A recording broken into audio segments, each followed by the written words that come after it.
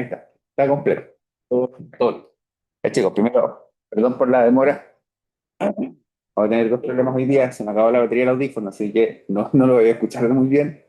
Y segundo, estoy un poquito mal de la garganta, así que si de repente se me va la voz o algo, es por mi... Hola. Es porque me estoy un poquito resfriado. ¿Ya? Así que eso también vale para los que están al otro lado de la pantalla. Ya. Rápidamente les voy a contar un poco de qué se trata este modelo, el nuevo modelo y último del curso, ¿ya? Ya pasamos por, ay, perdón. Ya pasamos por todo el proceso de lo que es el análisis. Por lo tanto, ahora lo que nos falta es empezar ya a diseñar los componentes del sistema, ¿ya? Entonces, el modelo de diseño tiene como fin eso, modelar un poco los componentes del sistema. Ahora, el proceso de diseño es bastante más un poquito más contundente que los otros modelos, que si bien es cierto, igual los otros modelos tenían harto artefactos, aquí tenemos que aplicar varias cosas y particularmente algo que vamos a aplicar son los patrones de diseño, perdón. Por eso, por eso hoy día no aparece el ejemplo al final de la clase y no es porque no vamos a alcanzar porque llegue tarde, sino que nunca está pensado para desarrollar el ejemplo hoy día porque el ejemplo requiere un poco más de trabajo y de hecho requiere un poco más de contratos, no solo uno, sino que varios contratos para que se entienda. Entonces, la idea es que esta clase solamente nos vamos a dedicar a revisar un poco lo que es el modelo y nos vamos a dar un poco vuelta en los patrones de diseño con el objetivo que ya la próxima clase ya nos centremos en el ejemplo. ¿Ya? Eh, y alcanzamos media clase con el ejemplo y la otra media clase por último empiezan a trabajar en el modelo. Pero necesitamos esta clase para entrar un poco más en detalle en los patrones de diseño. ¿Ya? Bien. Entonces, una de las cosas que tenemos que considerar, bueno, y conversando con algunos grupos que me hacían preguntas respecto al modelo de comportamiento, nos damos cuenta que todavía nos cuesta pensar funcionalmente, ¿ya? Porque desde el punto de vista del comportamiento, nosotros no teníamos por qué pensar de cómo se implementaba por atrás, pero siempre había ese bichito como de las componentes tecnológicas y el bichito de cómo debería funcionar realmente, ¿ya? El modelo de comportamiento lo único que tenía como objetivo era determinar el comportamiento del sistema como si fuese una caja negra. Ahora, en el modelo de diseño, ya es cuando nosotros en la caja negra nosotros nos preocupamos de tirar líneas y definir qué cosas, uy, gracias, qué cosas tenemos que considerar para construir esta aplicación, ¿ya? De hecho, gran parte de lo que es el modelo de diseño nos ayuda a construir la estructura y algunos algoritmos que son importantes al momento de implementar. Entonces, está muy correlacionado con la implementación, ¿ok? Es por eso que muchas veces cuando uno ve este modelo de diseño con UML, donde hay clases, donde hay objetos, donde hay operaciones, donde hay atributos, uno automáticamente lo relaciona con Java. ¿Ya? ¿Por qué? Porque es un lenguaje orientado al objeto muy parecido a a la visión que tiene OML orientada al objeto. ¿Ya? Pero no significa que no se pueda implementar de otra manera. ¿Ok? Por lo tanto, hoy día lo que nos vamos a concentrar en identificar los conceptos básicos del diseño de software utilizando OML, definir cuáles son los modelos, cuáles son los artefactos del modelo y finalmente revisar un conjunto de patrones. Hay muchos patrones de diseño, pero sí vamos a revisar algunos patrones y el por qué debemos usar patrones de diseño para implementar, ¿ya? Y concentrarnos un poco en cómo se aplican a partir de los contratos, porque al final los contratos de las operaciones nos van a ayudar a determinar qué patrón de diseño necesitamos y de qué manera es la correcta implementación de ese patrón de diseño en un sistema. Esa es un poco la idea, ¿ya? Así que ese va a ser el objetivo de hoy. En un segundo que voy a abrir el chat por si acaso. Oye, en todos lados, en todas las aplicaciones, que la inteligencia artificial para todos. ¿Sí? Ahora, hoy día descubrí que Spotify ahora tiene un DJ de inteligencia artificial.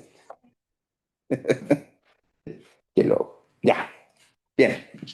Partamos entonces con los conceptos del diseño. Oye, menos mal que no me quedé afónico como la otra vez. La otra vez quedé afónico. ¿Sí? Diseño, básicamente, es un concepto básico que habla de una configuración mental. ¿Ya? A eso se refiere. ¿Ya? Por eso generalmente las actividades de diseño tienen una idea que es previa a la construcción siempre, ¿ya? Porque habla de una preconfiguración. Ese es el origen de la palabra de diseño, ¿ya?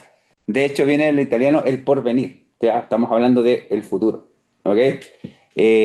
Por lo tanto, si nosotros queremos compararlo con algo que sea lo más pragmático posible para poder decir que lo que es diseño, lo podemos relacionar con lo que es la arquitectura, en donde en la arquitectura, antes de construir un edificio, se crea un modelo. Y ese modelo, ¿qué es lo que son? Planos de distintos tipos, etcétera, ¿ya? Y es súper importante eso porque cuando nosotros, por ejemplo, tenemos una construcción, no es solo un plano, son varios planos. ¿Por qué? Porque cada uno tiene información relevante para la construcción. Y no es que exista un solo modelo único. ¿Ok? Por lo tanto, todos los artefactos que vamos a utilizar en este modelo van siempre orientados al mismo sistema. Y ese es un poco el objetivo central de este modelo. ¿Ya? Se ve chiquitito, pero si lo centramos en nuestra como metodología, estamos cayendo ya ¿cómo se llama? En la disciplina de lo que es el diseño de software, que está acá abajo, ya que está acompañado del modelo arquitectónico, pero el modelo arquitectónico básicamente organiza el modelo de diseño, por lo tanto, el elemento principal es el modelo de diseño, ¿ya? Eh, y ambos al final hacen una especie de, yo lo llamo modelo de implementación, pero básicamente es una estructura de reglas con las cuales nosotros podemos llevar el diseño a código, ¿ya? Y que hoy en día básicamente herramientas, no sé, como Rational de IBM, básicamente ustedes apretan un botón y genera código solo, ¿ya? Pero porque esas reglas son estándar, que esas reglas son básicas como para poder construir y implementar ciertas clases o ciertas relaciones que están dibujadas en un diagrama. Y eso está eh, establecido como en el lenguaje, digámoslo así. ¿Ok? Por lo tanto, hoy día el objetivo central de este modelo es definir la estructura y funcionalidad del sistema. Ya, eso es un poco la idea. ¿Ya? Más que los algoritmos internos, a pesar de que por correlación, digamos, de análisis que nosotros vamos a hacer, nos vamos a dar cuenta que podemos determinar ciertos algoritmos. El objetivo no es nuestro algoritmo, sino que cuáles son las funcionalidades y cuáles son la estructura en la cual se organizan los componentes. ¿Ya? Ahora, hay algo bien interesante porque hay una relación directa con el modelo de dominio acá, y eso es porque, ¿se acuerdan cuando hicimos el modelo de dominio y yo, totalmente arbitrario, no era parte de la anotación, yo pintaba con ciertos colores para decir qué cosas estaban como dentro del sistema y cosas que estaban fuera? Nos vamos a dar cuenta que gran parte de los objetos que estaban dentro del sistema van a aparecer acá, ¿ya? Pero por la aplicación de ciertos patrones probablemente nos van a aparecer más objetos que nosotros no habíamos considerado, pero que son más del estilo de optimización, de mejoramiento de nuestros algoritmos. ¿Ya? Y por eso en el fondo los patrones de diseño son súper importantes a nivel de este modelo. Pero, mi agua, ¿dónde está? Me queda poca, pero lo voy a hacer tú.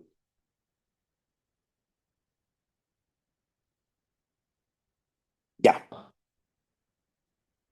¿Cuáles son los artefactos? Básicamente son dos tipos: diagramas de colaboración y diagramas de clase. Ya voy a pasar a tirar los de colaboración para que los veamos inmediatamente qué son. ¿Ya? Al principio, si es que no se acuerdan, no importa, habíamos dicho que existían los diagramas de interacción o comunicación y habían dos tipos: secuencias, que es lo que nosotros utilizamos para el comportamiento, y colaboración. Los diagramas de colaboración son muy parecidos a los diagramas de secuencia, pero no visualmente, sino que a nivel de cómo se y van estructurando, porque visualmente es o está centrado en la colaboración de los objetos. Ya, aquí no importa qué objeto o dónde aparece o dónde se destruye, sino que lo que nos interesa es definir cuál es la comunicación o colaboración que hay entre ellos. Entonces nos centramos básicamente entre los objetos que colaboran. Más allá de la secuencia de cómo se organiza, si bien es cierto, sí está en la anotación, no es relevante al momento del análisis. ¿ya? Uno lo pone para poder entender, porque en el fondo está dentro de la lógica del contrato. O sea, en el fondo el contrato tiene un cierto orden, ¿ya? O no necesariamente tiene un orden estricto, pero sí tiene un cierto orden, entonces uno va poniendo ciertas secuencias. Pero esas secuencias al final después nos olvidamos de eso, ¿ya? Porque lo que nos interesa básicamente es temporalidad por una parte, pero también es profundidad, ¿ya? ¿Y a qué nos referimos con eso? Es que en el fondo cuando yo voy a hacer una colaboración entre dos objetos, probablemente eso va a desencadenar otras colaboraciones en forma como más específica para poder lograr esta colaboración grande. Por ejemplo, nosotros queremos buscar un elemento en un catálogo, ¿ya? Entonces, la colaboración original es que al catálogo le vamos a solicitar, digamos, ese elemento con un código, pero de ahí el catálogo tiene relación con cada uno de los objetos integrantes del catálogo y ahí va desencadenando ciertas colaboraciones que tenemos que dibujar. Entonces, por eso nos referimos que nos interesa más la profundidad, más que, digamos, la secuencia como tal. ¿Ok? Nos permite encontrar partes del diseño. Y esto tiene que ver con lo último, porque como está centrado cada diagrama de colaboración en una operación de sistema, entonces tenemos solamente un pedacito del software, no tenemos todo el software. Por lo tanto, podemos descubrir, ahí sí que se me fue un poquito la voz, podemos descubrir que en varios diagramas de colaboración yo voy a utilizar los mismos objetos. Y es totalmente natural porque en el fondo la necesidad de la presencia de un objeto no quiere decir que eso no lo puedo necesitar en varias operaciones a la vez. Entonces ahí nos va a ir apareciendo distintas responsabilidades para ciertos objetos que los vamos a ir describiendo, digamos, más adelante en el siguiente artefacto que es el diagrama de clase. ¿Ya? Si nosotros, bueno, permite identificar entonces dependencias, por ejemplo, que hay entre objetos del sistema. O sea, por ejemplo, cuando hablamos de dependencia, hablamos de que, por ejemplo, un objeto para poder realizar alguna tarea en particular requiere de varios objetos adicionales. Entonces ahí tenemos ciertos niveles de dependencia. ¿Ok? A eso le vamos a llamar después acoplamiento, pero digámoslo así que es qué tanto depende. Nos permite identificar también la asignación de responsabilidades, porque en el fondo cuando yo quiero cumplir un contrato, las poscondiciones del contrato, tengo que asignar las responsabilidades de cada poscondición a objetos del sistema. De cierta manera voy a tener que ir desencadenando, digamos, las colaboraciones para poder cumplir, ¿ya? Porque como cada colaboración, lo que realiza son los cambios de estado de la operación, entonces tienen que estar representados todas las postcondiciones, ¿ya? Por eso en el fondo yo les decía a algunos que me decían si un diagrama o sea, un contrato puede tener, no puede tener, puede no tener postcondiciones, la respuesta es no, porque tiene que desencadenar un cambio de estado. Porque al final, después, cuando vayamos a analizarlo con diagramas de colaboración, si no tengo postcondiciones, no hay diagrama. Por lo tanto, no hay funcionalidad en el sistema. Ese es el detalle, ¿ya? Gracias a toda esta dependencia, bueno, esta asignación de responsabilidades, descubrimos los métodos de las clases a implementar, ¿ya? Porque cada responsabilidad al final se transforma en una operación dentro de una clase, ¿ok? Entonces después, cuando tengamos todos los diagramas de colaboración, basta que vayamos recorriendo cada uno de los diagramas y vamos a identificar los métodos. Y finalmente, con los mismos diagramas de colaboración, vamos a determinar estas especies de algoritmos. Porque como estamos relacionando, primero, dependencias entre objetos y segundo, desencadenando profundidad para poder cumplir una poscondición, al final cada uno de ellos se convierte en un algoritmo. ¿Ya? Por ejemplo, si yo quiero hacer, no sé, un cambio de atributo, ya sabemos que el cambio de atributo, ¿qué significa? Que yo vaya a cierto objeto, le digo que haga cierta acción, esa cierta acción la va a reproducir en otro objeto, que es el que tiene que cambiar de atributo, y le cambio el atributo. ¿Ya? Pero esa cadena se transforma en un algoritmo básicamente de colaboración. A eso se refiere. ¿Cómo es la notación? Más sencillo que el diagrama de secuencia. Utiliza la misma notación de mensajes, pero la diferencia está en que solo utiliza estos dos elementos como base, objetos. ¿Ya? No existen las líneas de vida, no existen las activaciones, solamente en la cajita de objetos y luego la asociación, que es una línea continua entre dos objetos. ¿Ya? ¿Y cómo definimos las colaboraciones? Por cada uno de los mensajes. Y los mensajes van numerados, con un numerito, digamos, al principio, que dice cuál va primero, cuál va después. Por eso le decía que uno pone una secuencia, pero es una secuencia que es simplemente abstracta, porque en el fondo nos ayuda a ordenar cómo los vamos a ir algorítmicamente organizando. Pero después, cuando vayamos a analizarlo desde el punto de vista de las clases, no nos va a importar el orden en que se ejecutan. Para eso es el algoritmo. ¿Ya? Eh, y por supuesto, el mensaje correspondiente, la operación, y la flechita acá indica la dirección de esta colaboración. Porque como esta línea continua, que es una asociación entre dos objetos, no tiene dirección, sobre ella pueden ir colaboraciones, todas las que nosotros queramos. Y en el sentido que nosotros necesitemos. O sea, en el fondo van a ir hacia un lado o hacia el otro. Entonces la flechita nos va a indicar para dónde van. Y hay algunas modificaciones, porque siempre se me olvida cambiar esa anotación que aquí va con un asterisco, ¿ya? N asterisco. Ya es el mensaje condicionado va con un corchete, que es una condición de guarda, y el mensaje cíclico va con una condición, perdón, la condición, y va con un asterisco después que indica que eso es cíclico, ¿ya? Ahora, que sea cíclico no es este ciclo for o este ciclo while que nosotros tenemos en la condición de salida, sino que lo único que indica es que es un mensaje repetitivo sobre un conjunto de objetos del mismo tipo. ¿Ya? ¿Cuántas veces o en qué orden? No lo sabemos todavía, porque no estamos programando. Solamente estamos definiendo el tipo de relación. ¿Ya? ¿Dónde generalmente va a aparecer esto? Cuando tengamos esta relación de un objeto con un multiobjeto o un objeto múltiple. ¿Ya? Caso típico, el catálogo con sus contenidos. Ya cuando tengo un catálogo de personas, por ejemplo, y tengo detalles de personas, cuando yo quiero interactuar o buscar una persona dentro del catálogo, en el fondo voy a tener que hacer un ciclo, ¿ya? Un mensaje cíclico, ¿ok? Y la condición va a ser hasta que encuentre a la persona que ando buscando, ¿ya? Y ahí va, tiene que estar algorítmicamente escrito, obviamente, que probablemente ya lo tenemos puesto en el contrato.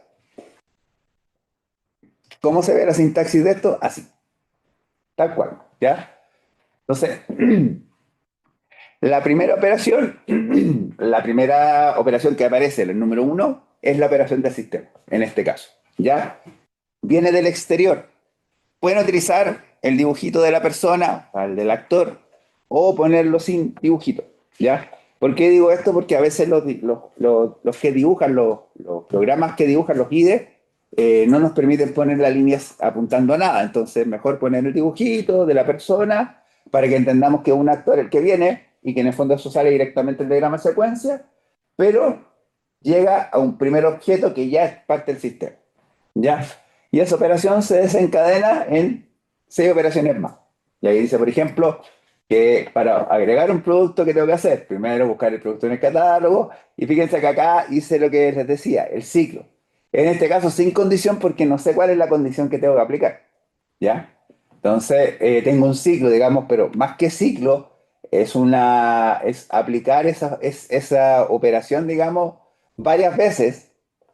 Como objetos yo tenga que consultar hasta encontrar el que yo ando buscando y después hacer toda esta cadena, digamos, de eventos. Y en este caso existen acá 3 operaciones que se hacen consecutivamente, que es crear, set cantidad y asociar una línea de eventos. ¿Ya?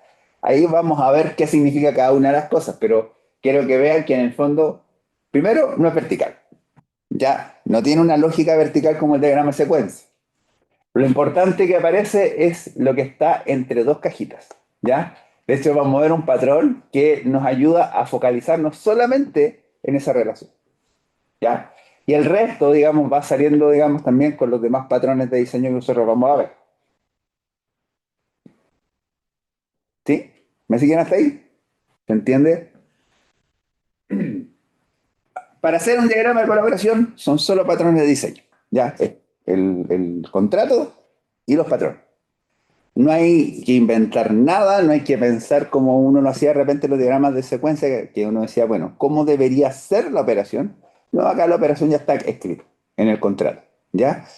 y cómo las debo implementar, nos dice el patrón. Así que este diagrama va a ir saliendo casi prácticamente solito. ¿Ya? Ya, luego que tenemos todos los diagramas, nosotros vamos a ir al siguiente artefacto.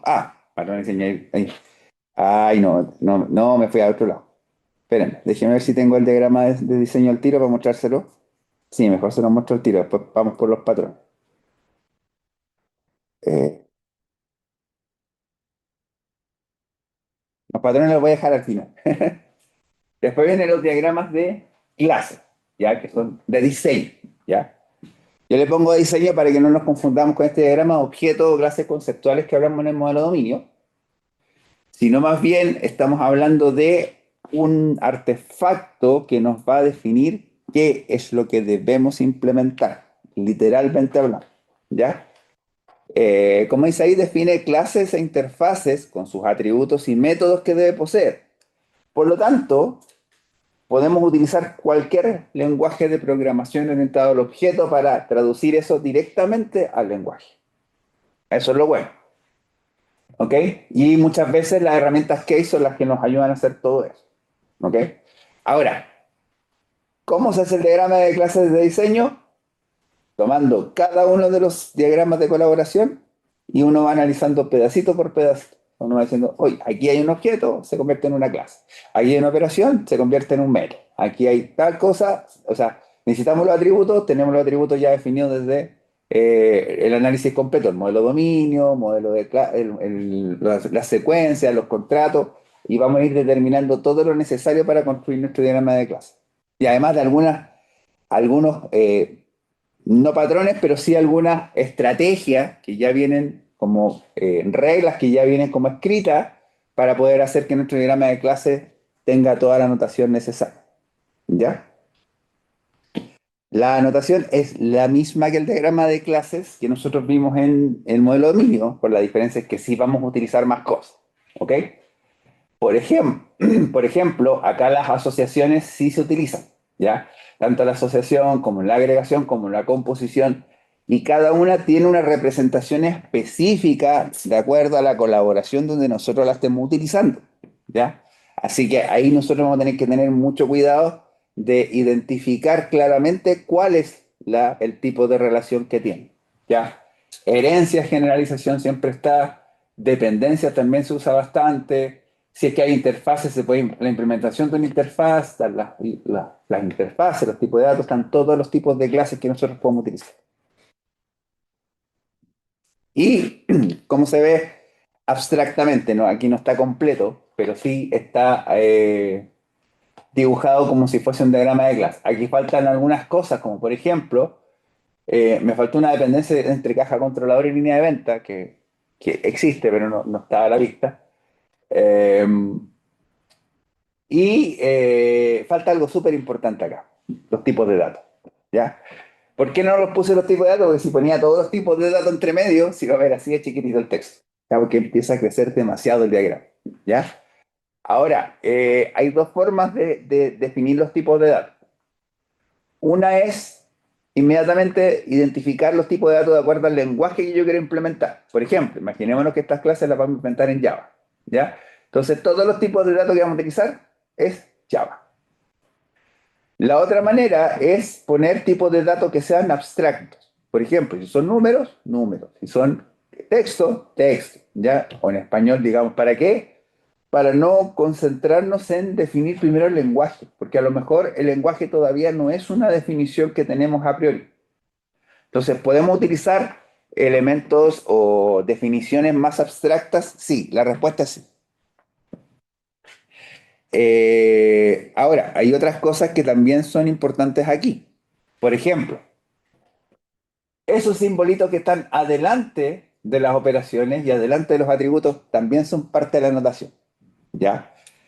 El nombre de la clase viene ya dado porque lo descubrimos en los objetos. Pero cuando nosotros definimos, por ejemplo, el atributo, vamos a tener que poner también cuál es su visibilidad. Y en este caso, por default, la visibilidad debería ser privada. ¿Por qué debería ser privada? Por un tema de mantener siempre lo que es el encapsulamiento de nuestras clases. Entonces la mayoría de los atributos son todos privados. La mayoría de las operaciones son todas públicas, es el signo más. ¿Ya? Y en caso que tengamos temas como herencia, tenemos también el simbolito del gatito, ya, del cardinal, este cardinal, que nos permite indicar que es un atributo que es heredable. ¿Ya? Entonces, eso también es parte de la notación. ¿Ok? Entonces, hay harta notación. También está el tema de los, ¿cómo se llama? De los cardinalidades de las relaciones, se mantiene, pero aparece también algo nuevo. Ya, estas cositas que están acá no es el nombre de la relación. No es que sea la acción que las relaciona como lo hacíamos en el modelo dominio, sino que ahí sí cambia y es cómo voy a nombrar esa relación. Por ejemplo, si el caja controlador tiene una asociación con catálogo y esa asociación se llama CAT, eso se transforma después en un atributo de caja controlador que se llama CAT. Por eso tiene el signo menos también, porque en el fondo es privado. ¿Ya? Pero se transforma en un atributo del que depende, o sea, del dependiente en el fondo. ¿Ya? Eh, Cosas que no puse acá, no puse agregación, no puse composición, pero vamos a verla con calma ya la... Yo creo que en la próxima clase vamos a ver esa parte. ¿Ya?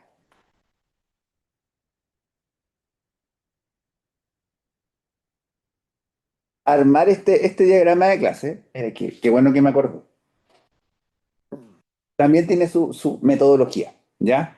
También tiene una secuencia de pasos, es casi un algoritmo de armar el diagrama de clase. Y de hecho, cuando eh,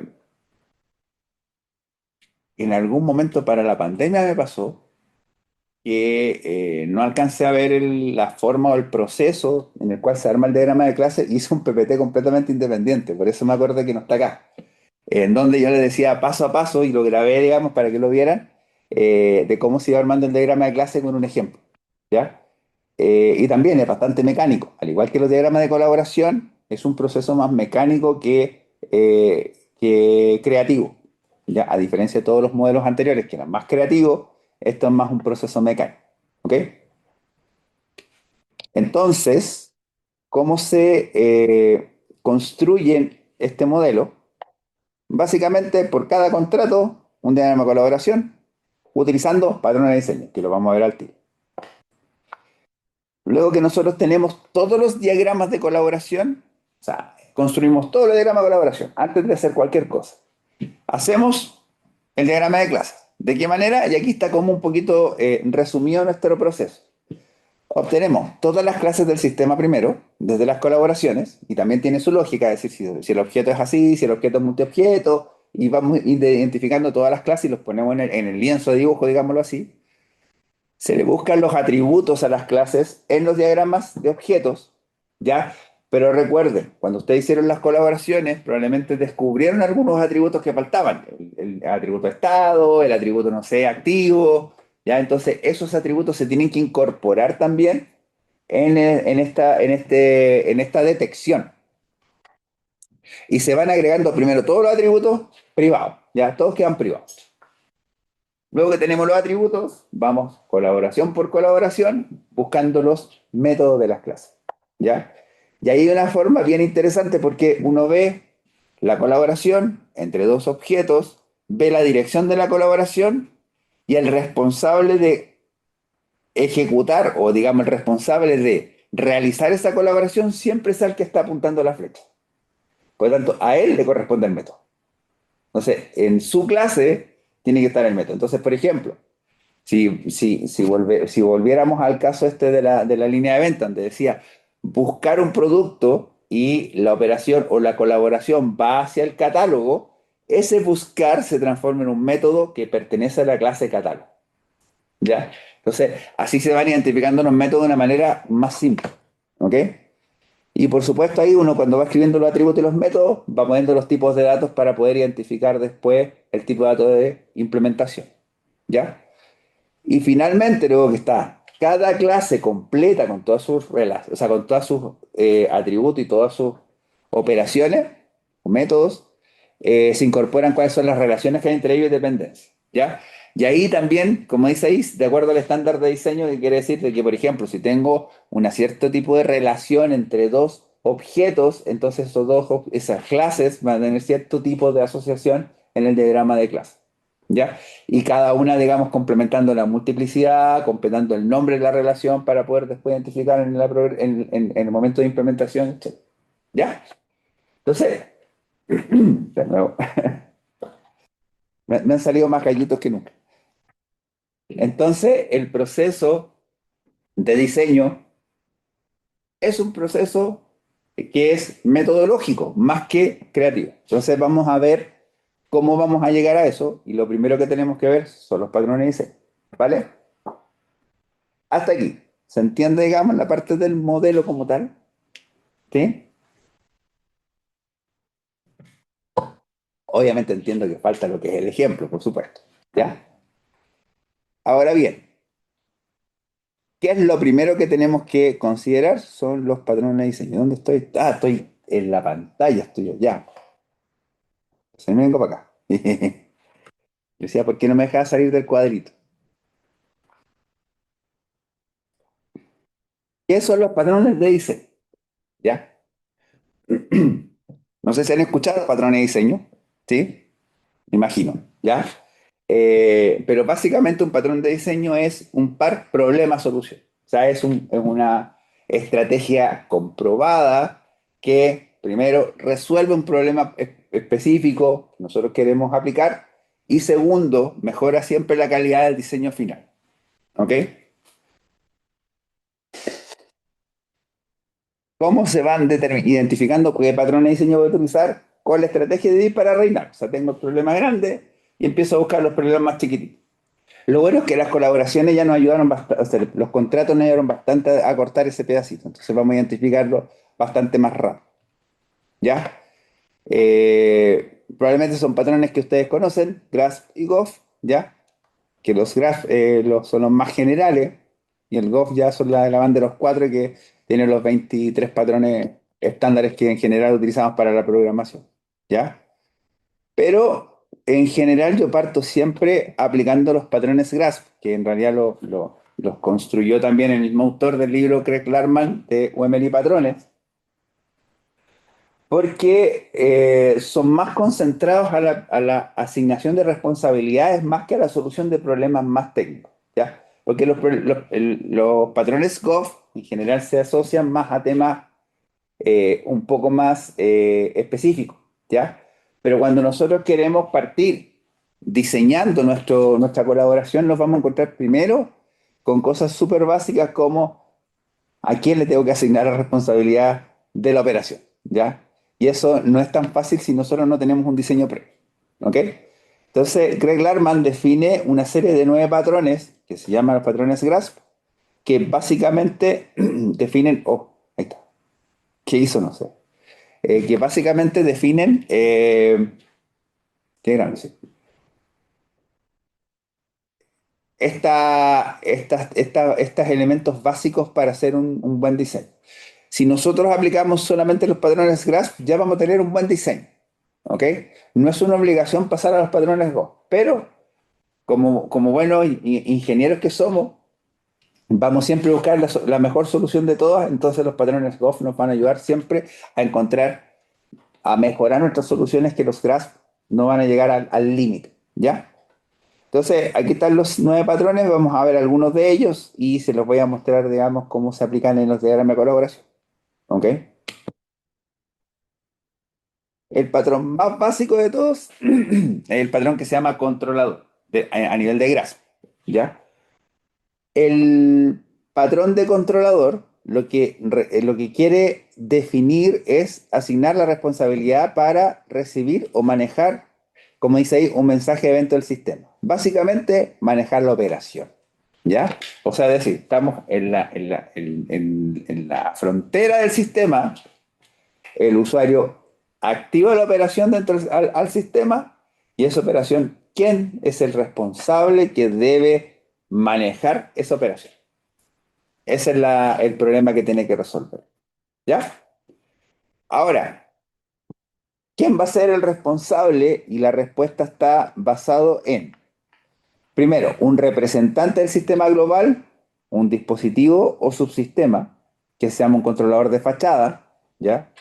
Que se usa bastante, o un escenario de caso de uso que tiene lugar el evento del sistema, ya que se llama un controlador de sesión o de caso de uso. ¿Ok? Entonces, ¿cómo lo identificamos? A partir de estas dos características. ¿Y qué nombre le tenemos que poner? El nombre, digamos, en este caso, del representante que nosotros queremos usar, más la palabra controlador, manejador o coordinador. ¿Ya? Entonces, por ejemplo, en el ejemplo del supermercado, cuando uno quiere agregar un producto, uno lo hace o lo va a registrar el cajero en la caja, ¿ya? Y de hecho, a nivel de dominio, uno pone la caja como el objeto principal con el cual interactúa, en este caso, el cajero para poder realizar la operación. Pero a nivel de diseño, la caja no es un objeto válido. ¿Por qué? Porque no está representado o digamos, no está definido como un controlador de sistema. Entonces, por eso se aplica inmediatamente acá la idea de un controlador como un dispositivo del dominio que se encarga de recibir la operación, la caja. Entonces, en ese sentido, el controlador va a ser caja controlador. Entonces, cambiamos el concepto de la caja como tal a una caja controlador que es un objeto del sistema. Entonces, por una parte tenemos el objeto real que es la caja y la caja controlador que es el sistema. ¿Ya? Ahora, puede ser, y es factible, que no hayamos definido algún objeto en el dominio que se representa el sistema. Y siempre llamamos al primer objeto del diagrama de secuencia sistema, ¿ya?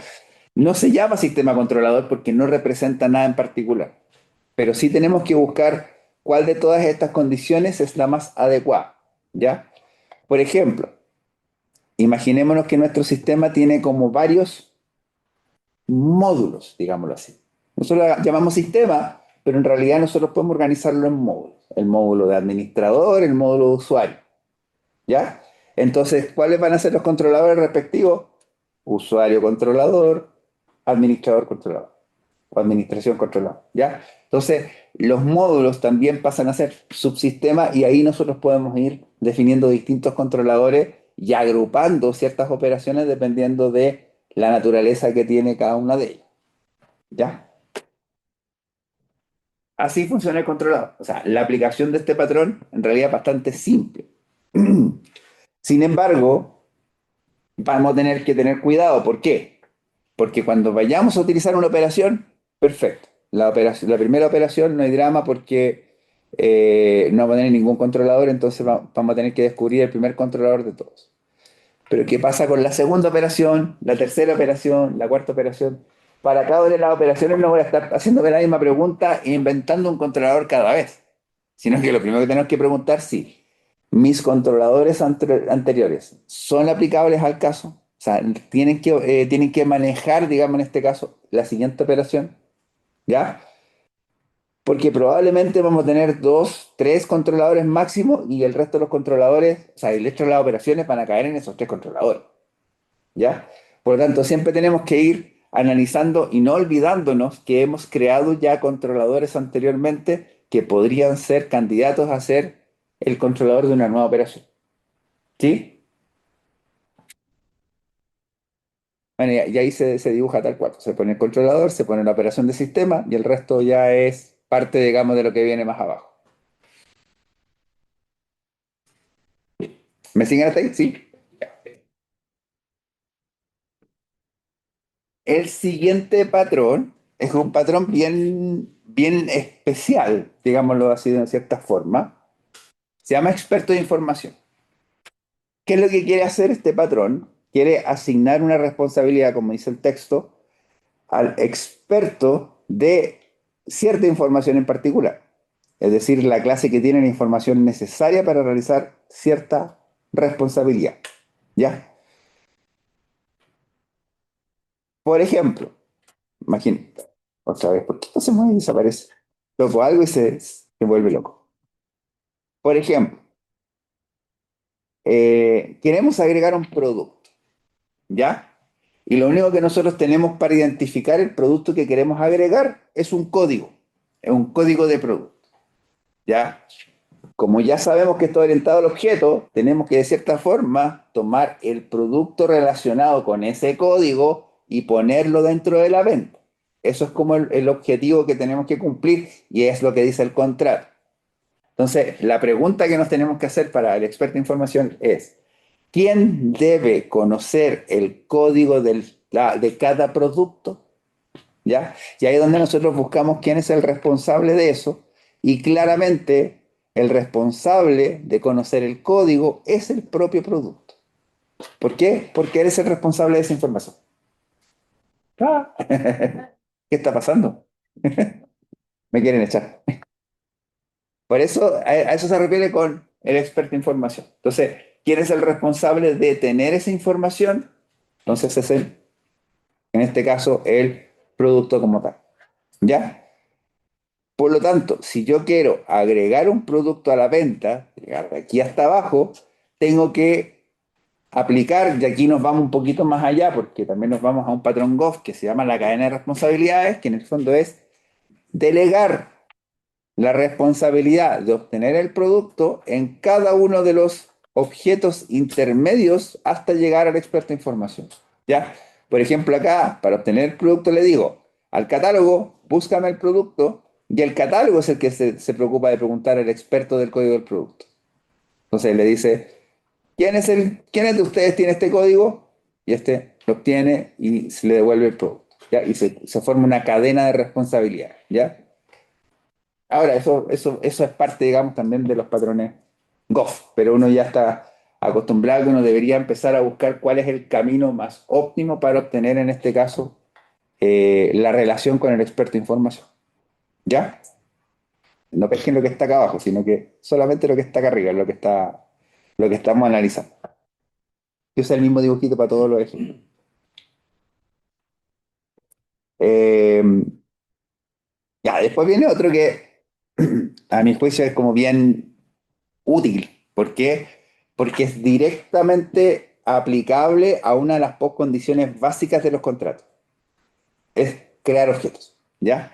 El patrón de creador es aquella clase, en este caso una clase B, que va a crear instancias de una clase A.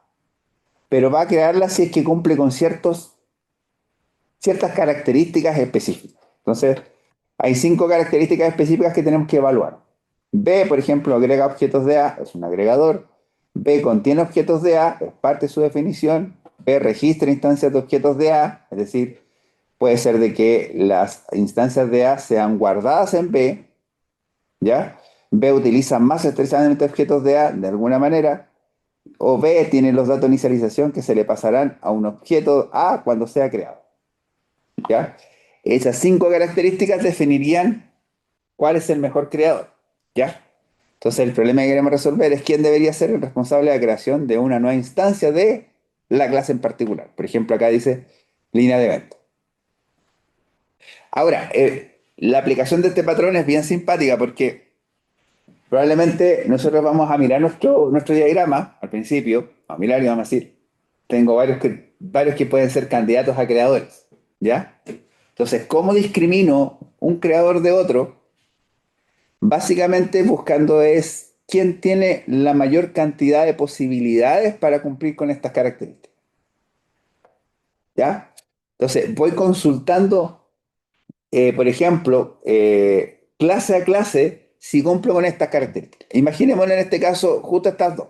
Entonces, la pregunta era, ¿quién debería ser el responsable de la creación de una nueva instancia de línea de venta? Entonces, vamos a ir analizando. Dice que, por ejemplo, venta agrega líneas de venta. En realidad, según el modelo original, no las agrega. Ya no es un agregador, porque no es que vengan de una parte y se agreguen, sino que las líneas de venta pertenecen a la venta. O sea, o sea, venta contiene objetos de línea de venta. O sea, es más fuerte que la agregación. B registra instancias de objetos de línea de venta. También puede ser un poco discutible, pero es que si contiene ya puede registrar y agregar al mismo tiempo. Pero esto sí que es importante. utiliza más estrechamente objetos de líneas de venta. ¿Por qué lo utiliza? Porque para poder, primero, calcular el total, asignar los productos, imprimir una boleta, necesita recorrer las líneas de venta, necesita tener, digámoslo así, el puntero directamente a cada una de sus líneas de venta para poder hacer todas las operaciones propias de una venta. Entonces, la venta utiliza estrechamente objetos de línea de venta, ¿ya? Y la última dice que venta tenga la data de línea de venta. Y esta probablemente es la única que casi nunca va a cumplir, ¿ya? Porque nosotros vamos a estar parados, digamos, en la operación. La operación trae, por ejemplo, en este caso del agregar producto, trae una cantidad, un código que la transformamos a producto y la línea de venta se crea con un código y un producto. Entonces el catálogo es el que los tiene, ¿ok? Pero por cadena de responsabilidades le decimos al catálogo, delégalo en la venta y te olvidas. Y ahí automáticamente cumple con la quinta opción. Entonces venta se transforma en un creador de líneas de venta, ¿ya? Ahora, esta relación era la más fácil porque en realidad las líneas o el objeto de línea de algo está asociado directamente al objeto, digamos, relacionado, ¿ya? Pero nos va a pasar que cuando se crean otros objetos nos vamos a dar cuenta que en realidad sí pertenecen a ese objeto, etc. Por ejemplo, los productos, crear productos es una responsabilidad propia del catálogo. Algo que probablemente, no sé, imagínense que agregaban productos y no los creaban ustedes en el sistema, y en el sistema después se lo llevaban al catálogo, lo guardaban en el catálogo, acá se van a dar cuenta que no, el creador puede ser el catálogo. Y el catálogo es el que se encarga de eso. Entonces, acá cambia mucho la estructura entre la secuencia y realmente cómo se va a implementar. ¿Ya? Por el tema de poder organizar mejor el sistema. ¿Sí?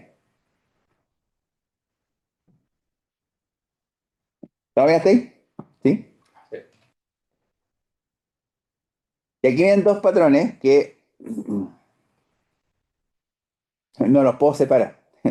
Yo los presento juntos porque en realidad hay un cierto nivel de balanceo entre los dos patrones. Ya el patrón de alta cohesión y bajo acoplamiento. Cuando hablamos de cohesión, hablamos de qué tan especializado es la clase. Ya, o sea, en el fondo es, la clase, no sé, es un catálogo, por lo tanto las operaciones propias de esa clase tienen que ser las únicas operaciones que hacen los catálogos. Nada más, ¿ya? Y eso significa que es de alta cohesión, ¿ok? Por lo tanto, asignar la responsabilidad de mantener la cohesión del sistema es súper difícil. Porque muchas veces nos va a pasar de que cuando nosotros vemos una clase y hacemos las colaboraciones, le vamos a estar asignando operaciones o métodos que sobrecargan, digamos, en este caso, las atribuciones de una clase. ¿Ok? Pero lo importante acá del patrón de alta cohesión es cómo nosotros somos capaces de mantener la complejidad del sistema bajo. Ya es manejable. A eso se refiere con bajo. O sea, cuando yo aumento la cohesión, mi sistema es cada vez más simple. A nivel, digamos, de la estructura, porque en el fondo tengo clases cortitas, con poquitos métodos, con atributos muy específicos. Entonces, son clases que nosotros podemos mantener con regularidad. Pero de cierta forma esto se contrapone con el acoplamiento. Que el acoplamiento, como les decía hace un rato, es esta relación, esta dependencia que tienen las clases entre sí. ¿Ya? Y lo importante, digamos, un poco del acoplamiento es que cuando yo aumento el acoplamiento también aumenta la complejidad. Entonces, pues eso se va contraponiendo un poco con el patrón de cohesión. Entonces, el objetivo un poco del patrón es cómo mantener el acoplamiento bajo, ¿ya? O sea, mantener clases lo menos acopladas posible, las relaciones, la menor cantidad de relaciones posible, para que sean de bajo impacto al cambio. ¿Ok? Entonces, ambas están relacionadas con la complejidad del sistema. Entonces, llegar a construir un sistema con una cohesión máxima y con un acoplamiento mínimo es algo que no es tan fácil de realizar. Por lo tanto, uno tiene que ser capaz de compensar. En el fondo yo puedo sacrificar un poco de acoplamiento para aumentar la cohesión, ¿ya? Pero también puedo sacrificar un poco la cohesión para bajar un poco el acoplamiento. Entonces tengo que aprender a compensar un poco el sistema para mantener la complejidad del mismo, mantenerla lo más manejable posible. Esa es como la idea, ¿ya? Por lo tanto, aquí hay factores que son clave como la reutilización, la gestión del cambio, por ejemplo, etcétera. ¿Ya? Esos son los elementos principales que nosotros tenemos que conseguir al momento de diseñar. ¿Ya? Que aplicarla, claro, o sea, no es tan fácil. Acá, por ejemplo, indico que la cohesión, digamos, se ve en lo especiales que son los mensajes de las clases. Por ejemplo, no sé, pues, crear una línea de venta, obtener un código, buscar en un catálogo. Entonces, vamos a ir viendo elementos como, por ejemplo, cómo nombramos incluso las mismas funciones para que sean lo más naturales posibles a la naturaleza, haga la redundancia, lo más cercanas a la naturaleza de las clases. A eso voy. ¿Ya? Uy, qué raro. Me muevo con alguna parte y me parpadea. ¿Sí? Entonces, aplicar este patrón en realidad, nosotros no lo vamos a aplicar de verdad, así entre comillas de verdad. Porque entre vayamos usando los otros patrones, nos vamos a dar cuenta que también vamos aplicando la cohesión y el acoplamiento de una manera eficiente, digamos así. ¿Ya? Dado que, por ejemplo, cuando yo elijo un creador más cercano, digamos, al objeto que voy a crear, lo que estoy haciendo es bajando la complejidad también del sistema. ¿Por qué? Porque estoy asignando la creación no a una clase que tiene múltiples funciones, sino que a una clase que en realidad debería tener esa responsabilidad, ¿ya? Porque es más cercana. Ahora, si nosotros quisiéramos, por ejemplo, aumentar el acoplamiento, porque imaginémonos que venta acá no solamente es un creador de líneas de venta, sino que además gestiona la venta. O sea, también es un gestor de arte. Entonces uno podría decir, bueno, da un patrón Goff, por ejemplo, un patrón de, no sé, pues, un pool, eh, que puede ser una de fabricación pura, por ejemplo. Nosotros podríamos tener clases que se encarguen solamente de crear, ¿ya? Y ahí estuvimos aumentando la cohesión. Ya sería una mejora sustancial. Pero ya con este nivel, digamos, ya podemos hablar de una buena cohesión. Otros patrones GRASP que son comunes, por ejemplo, el polimorfismo, ya que cuando una responsabilidad posee varias alternativas para comportamientos similares, también hay un patrón. Fabricación pura, asignar un conjunto altamente cohesionado de responsabilidades a una clase artificial que no pertenece al dominio para crear objetos. El de indirección, que habla de, se asigna la responsabilidad a un objeto intermedio, de manera que media entre componentes para mantener el acoplamiento bajo, porque en el fondo cuando yo tengo los dos objetos relacionados aumento el acoplamiento, pero si pongo un objeto al medio, una especie de mediador entre medio, estoy bajando el acoplamiento entre ellos. Y un patrón que a mí personalmente me gusta aplicar, que se llama No hables con extraños y que lo que intenta es concentrarnos a nosotros en este caso, una colaboración particular y no quedarnos en la cadena completa. O sea, por ejemplo, si yo acá tenía, por ejemplo, crear línea de venta, entonces caja controlador lo que le va a pedir a venta es crear una línea de venta. Caja controlador no tiene por qué saber cómo se organiza, en este caso, venta con líneas de venta. Él solamente tiene que conocer a sus cercanos, a sus vecinos. ¿Ya? Entonces, caja controlador le dice al catálogo que busque un código para ir a entrega un producto y le dice a la venta que agregue el producto a la venta. ¿Cómo hace su trabajo el catálogo y la venta? Eso no le importa al catálogo. Entonces, eso no hables con extraños. Entonces, especializa mucho más la forma en que yo voy a definir los nombres de los métodos de cada uno de los objetos. ¿Ya? ¿Me siguen hasta ahí? ¿Sí? Ya.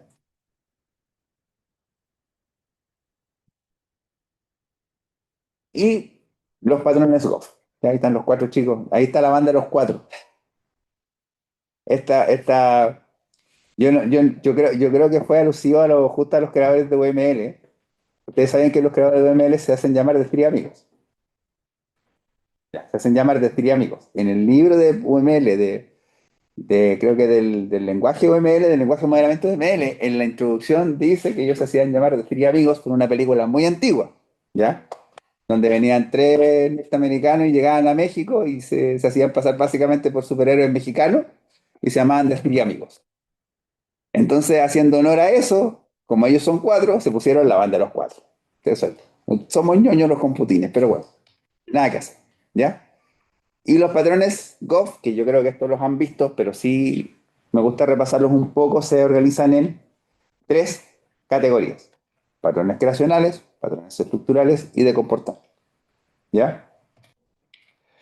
Los creacionales son todas las formas con las cuales nosotros podemos crear objetos, ¿ya? Y aquí nosotros la idea es, con este objetivo, de un poco de aumentando la cohesión de nuestro sistema, bajando el acoplamiento un poco de nuestras clases, vamos a entregar el proceso de creación, instanciación o como queramos llamarlo, a objetos que son especialmente diseñados para eso, ¿ya? Y de una manera completamente particular, distinta. ¿No? Ya se están moviendo esto. Por ejemplo, el Object Pool, en donde se obtienen a través de clonación, no es que yo voy creando objetos nuevos, sino que yo tengo algún objeto y voy clonando el objeto cada vez que yo lo voy realizando.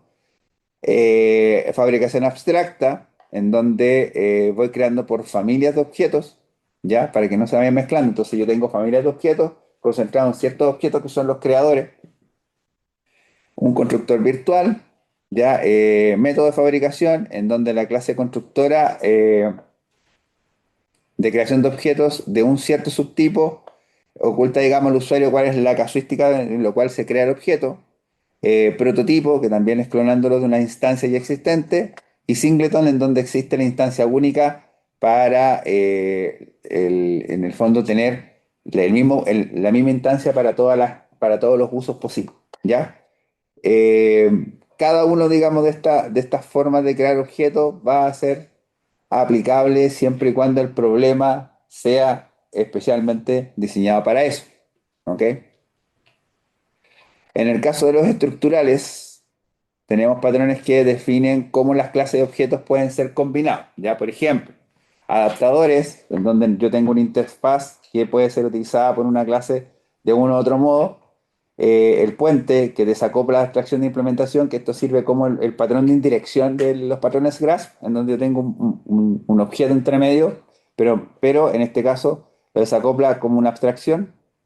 El objeto compuesto, podemos crear objetos compuestos como si fuese uno solo, simple, un decorador o envoltorio que añade funcionalidades a una clase dinámicamente.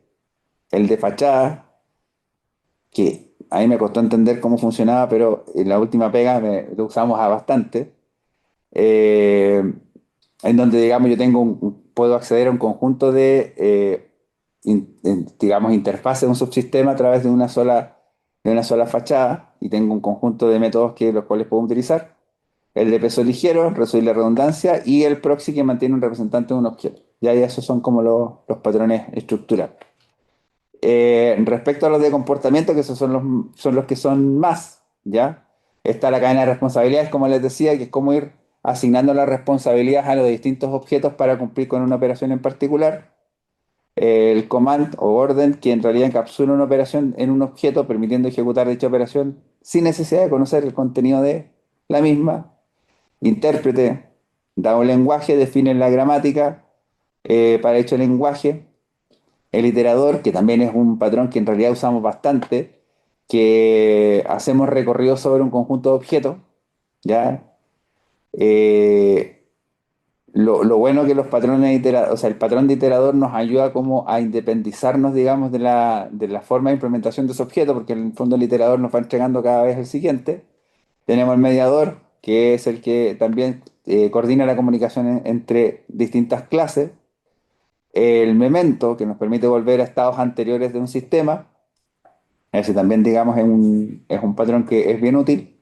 Está el observador que define la dependencia de uno a muchos entre objetos para que cuando un objeto cambie de estado se notifique y actualice automáticamente todos los objetos que dependen de él. ¿Ya? Básicamente es como un sapo, así. Cambia de estado, cambien todo.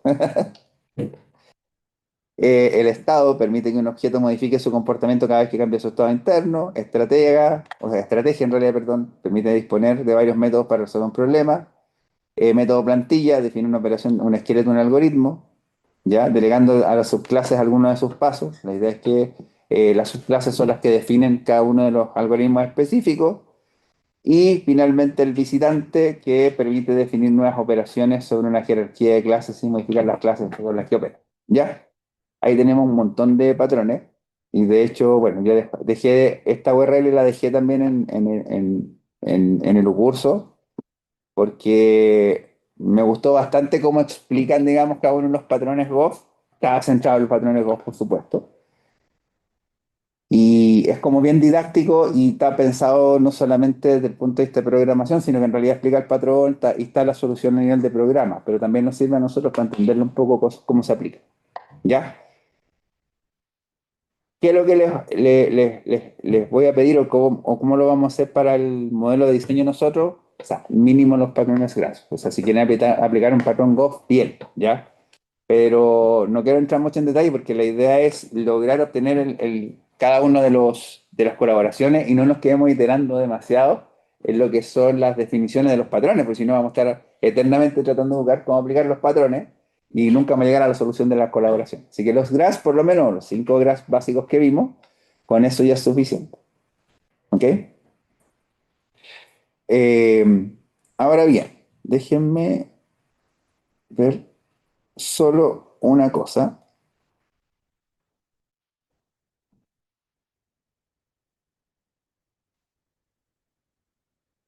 que es lo último. Se alcanza a ver. ¿Cómo nosotros aplicamos, en este caso, la colaboración a un contrato? Ya esto se los voy a mostrar porque en realidad después, la próxima clase, vamos a hacer el ejemplo como tal. Pero hay dos cosas que son importantes. Al igual que esta estrategia yo les di para determinar, por ejemplo, las operaciones con la línea al principio de la operación y al final de la operación, pasar las precondiciones y las postcondiciones, también tiene una especie de truco, ¿ya? No lo tengo dibujado, pero sí se lo voy a explicar. Me refiero a los pasos. Hay varias cosas que tenemos que considerar. Primero, y lo más básico, siempre el primer patrón a aplicar es el controlador. O sea, cuando uno se enfrenta a un contrato, uno lo primero que se hace pregunta es quién es el responsable de recibir esta operación. ¿Ya? Entonces, ahí uno va a encontrar un controlador existente, un controlador nuevo, ay, perdón, un controlador nuevo que a lo mejor van a tener que crear y van a tener que ponerle el apellido controlador. Pero lo importante es que ya tengamos eso en el diagrama. Entonces, imaginémonos simplemente, bueno, lo voy a hacer acá en la pizarrita, pero sí, entonces, lo voy a hacer con el dibujito. No me gusta. Está un poquito, está poco visual. Se ve mejor el rojo que el negro. Lo voy a hacer con el actor, pero va a dar lo mismo. Entonces, vamos a tener la primera relación con nuestro controlador, X controlador. No sé cómo se llama el controlador, así que como un ejemplo, ¿ya? Y vamos a poner nuestra operación. Entonces, uno va a ser la operación, como tal, con sus parámetros. Todos los, todos los diagramas parten así, ¿ya? Vamos a aplicar controlador, entonces aplicamos el patrón de controlador,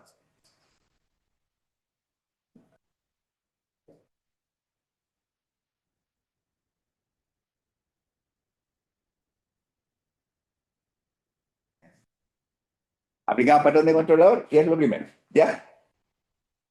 Luego que nosotros aplicamos patrón de controlador, nos vamos a venir acá al contrato y nos vamos a poner en las precondiciones, ¿ya?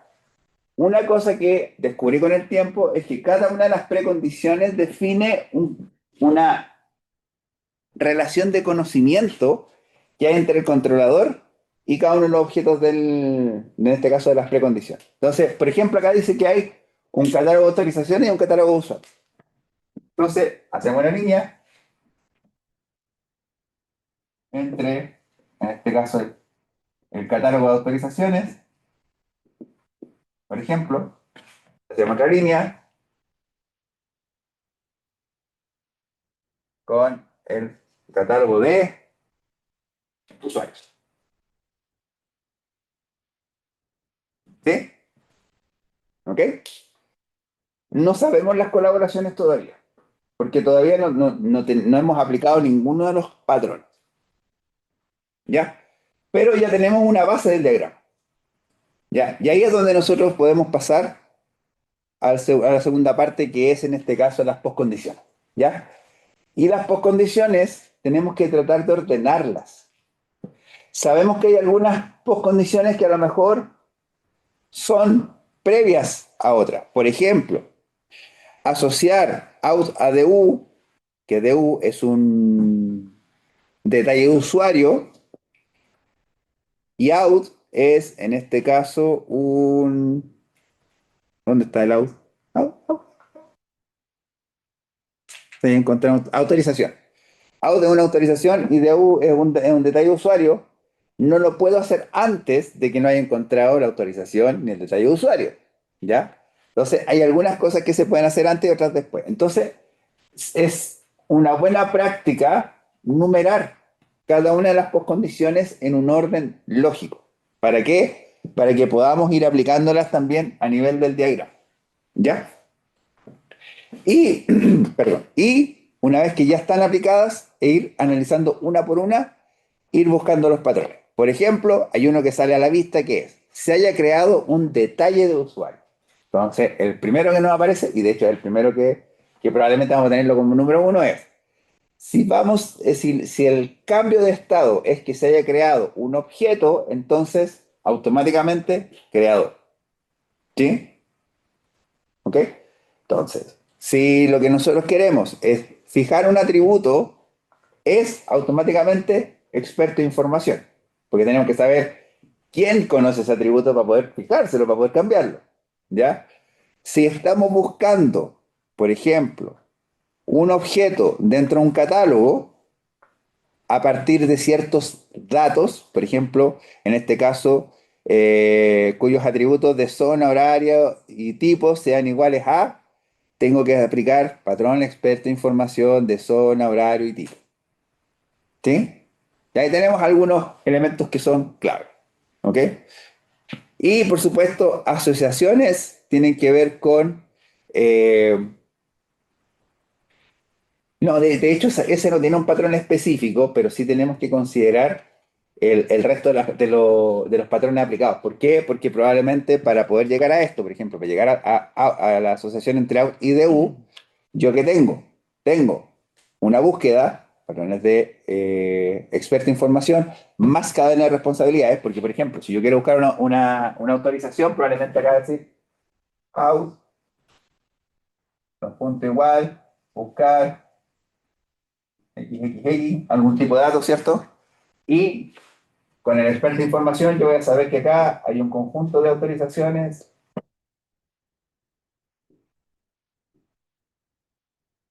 y el experto de información es, no sé, falta la fecha para allá.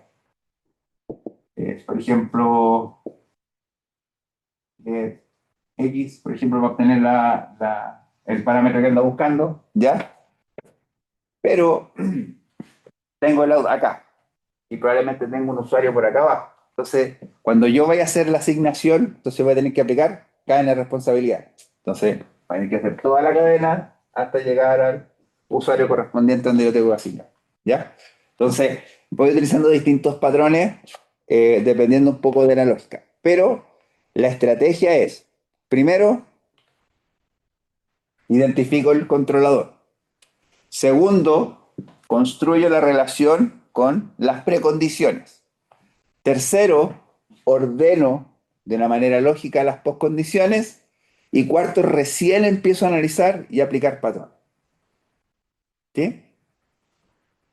Entonces, esa es un poco la lógica de cómo se va abordando este problema para hacerlo cada vez, eh, digamos, para llegar a un resultado más óptimo. ¿Ok? al final, cuando ya tengamos todo el diagrama armado, uno dice, bueno, nos queda algo que mejorar, por ejemplo, aplicando, no hables con extraños, no sé, por ejemplo, en vez de decir acá, guardar autorización, o no sé, o algo así, en realidad no era guardar, sino que era asignar, ya porque era más correcto, porque en realidad es la relación que hay entre el controlador y el catálogo de usuarios, no sé. Entonces, hay que recién empezar a aplicar si es que hay otro patrón, si es que sea necesario para mejorar, en este caso, la calidad del diseño, ¿ya? Pero eso va al final, ¿ya? Una vez que ya hemos construido todas las postcondiciones. Creo que por lo menos, este caso va a ser bastante grande, porque tiene como varios elementos asociados entre medio, ¿ya? Además que aquí este tiene hartas particularidades porque tenemos el catálogo de usuarios, pero buscamos tanto la autorización como el usuario, y después tenemos que asociarlo. Entonces vamos a tener que definir a dónde lo asociamos o cómo identificamos el diagrama de esa asociación. Y no es tan fácil, ¿ya? Así que ahí lo vamos a revisar bien en la próxima clase, ¿vale? Y es porque no estoy bien de la garganta, sí, para no seguir, digamos, gastando una mucho. ¿Ok? ¿Dudas? ¿Consultas? ¿Está ahí? ¿Alguna pregunta? ¿No? Ya. En resumidas cuentas, porque como les decía, esta clase iba a ser un poquito más teórica, que bueno que fue más corta, para no aburrirlos tanto, ¿ya? Porque la idea es esta, o sea, es como pasarle con harto contenido, porque después, centrarnos en el ejemplo, o sea, ustedes vieron que en este caso el contrato, ese contrato en particular es bien nutrido. Entonces, vamos a tener que ir detalle a detalle, explicando dónde aplico el patrón para que en realidad vayamos viendo cómo se va dibujando. O sea, yo hice rápidamente un poco los pasos para que vieran la base, o tuvieran como el ABC, digamos, de cómo se va construyendo, pero ya ahí tenemos que empezar a los detalles y empiezan como algunas sutilezas que se pueden definir y que se puede utilizar a partir de la anotación. ¿Ya? Entonces, eh, lo más importante para diseñar el sistema es determinar cuáles son los objetos reales. Y esos objetos reales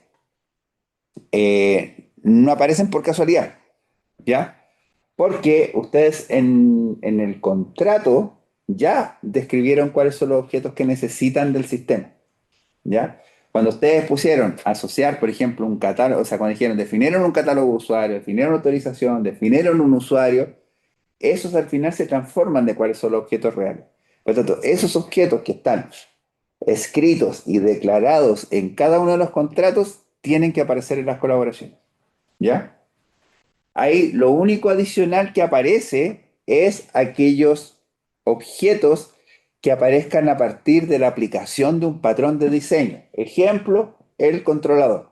El controlador es uno de los primeros y más básicos patrones que nosotros vamos a utilizar y que puede hacernos que nos aparezca alguna clase que nosotros ni siquiera nos habíamos imaginado que existía. ¿Ya? Pero esa es la única clase que podría aparecer, o sea, o las únicas clases que podrían aparecer porque son consecuencia de un patrón de diseño. ¿Ok? Además, vimos que los patrones de diseño nos van a ayudar a organizar todo esto de una manera mucho más eficiente. ¿Ya?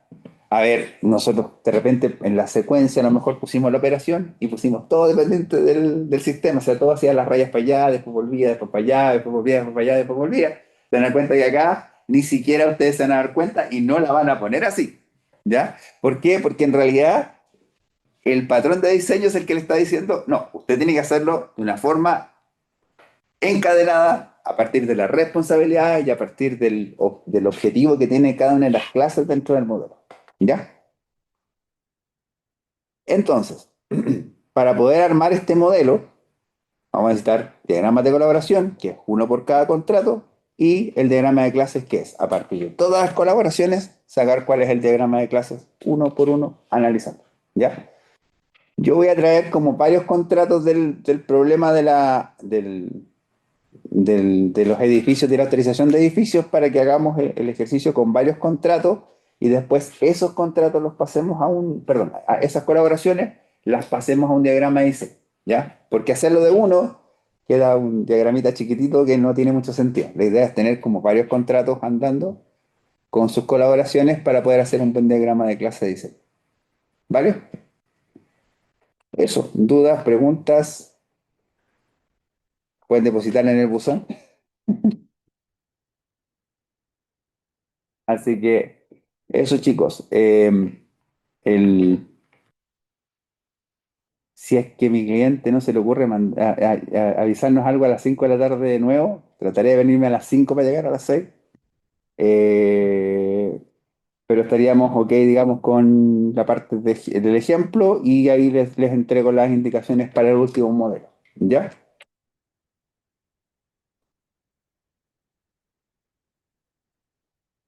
Ya. Me estaba preguntando si me cambiarán las fechas que tengo publicadas. ¿Ya? Sí, la voy a actualizar después en el ambiente, o sea, en el curso. En el curso. Eh, pero sí, probablemente la mitad de la próxima clase ya van a tener listo el tema del modelo. Espero tener también las observaciones, porque ahora sí, como necesito los contratos, tengo que poner hartas observaciones ahí por si le falta algo ahí. ¿Ya? Y me voy a basar harto en esa revisión. ¿Vale? Ya pues, un placer. Nos veríamos la próxima semana, si Dios quiere. Pero nos vemos por allá también. Chau. Y ahí me dijeron chao. Vamos a tener